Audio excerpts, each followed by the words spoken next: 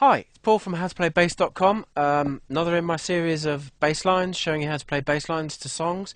Today's song is going to be London Calling by The Clash. Now this was suggested by one of my e-zine readers, a guy called Yannick in Canada, so it's especially for you, Yannick. I hope you enjoy it. I'll be sending you the high definition version too, as we discussed.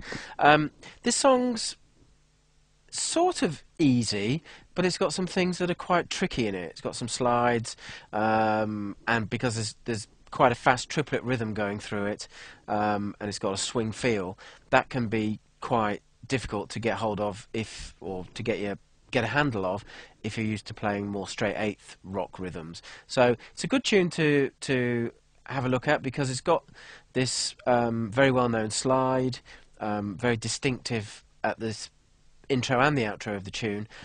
Plus it's got this triplet rhythm, although it doesn't sound like a sort of bluesy rock thing, which a lot of triplet things in rock tend to do. So very worthwhile song to get under your belt and have a play with. Let's go over to the lesson. First section is the intro. Okay, the intro to London Calling is fairly straightforward. It's a 2-bar pattern that's repeated a couple of times, but it's got that really distinctive slide in. I'll play it with the metronome, then I'll talk through the notes. 1, 2, 3.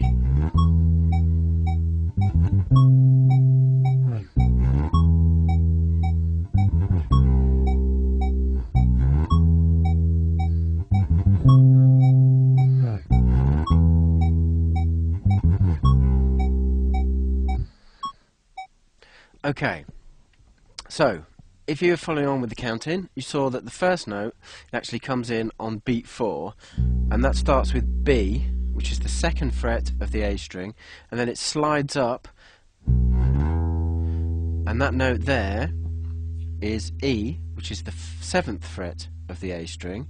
So it's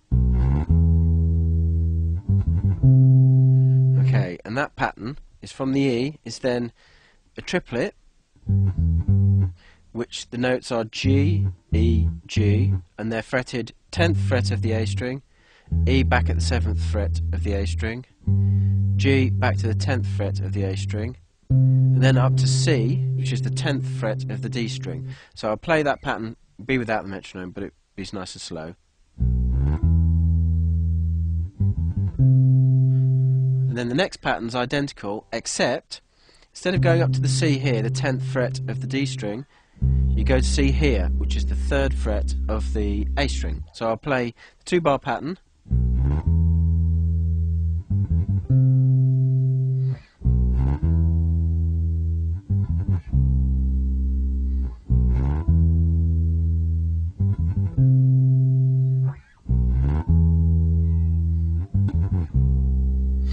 Okay, so that's the pattern. The important thing on this pattern is to really get that slide sounding strong, and also it slides into beat 1 of the start of a 2-bar pattern, so that's got to be quite strong. So you could play it and just, so I took my hand away there. You could play it and just let the slide sound, but I think it sounds better to slide and then play when you get to beat 1. So you slide up,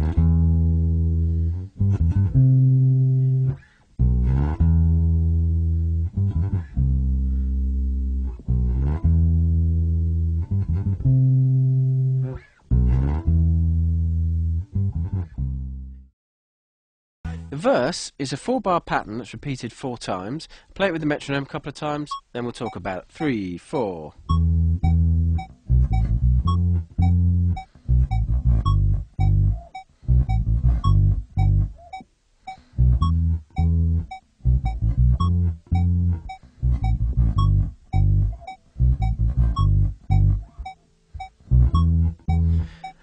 Okay, note-wise it's pretty simple.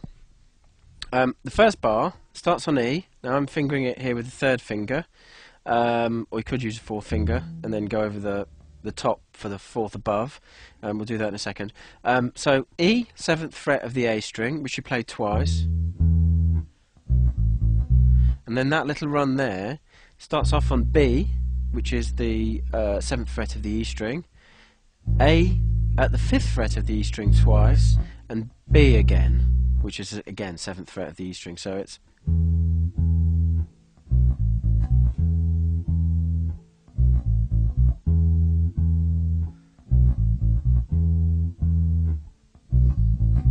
Okay, so that little run with the B down to the A and back to the B is present in most of the bars. So that's the first bar. The second bar is identical, except instead of playing E twice at the start of the bar on beats 1 and 2, you're playing F. And F you find at the 8th fret of the A string. So here's the first and the second bars.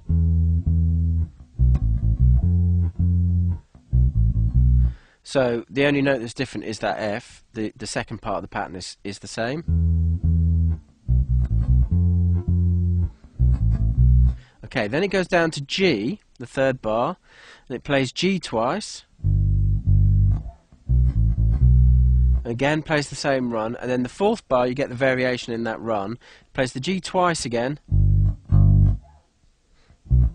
and then it just has the B, which is the 7th fret of the E string, just as a little pickup note before it goes back to the E. So I play the whole 4 bars really slowly.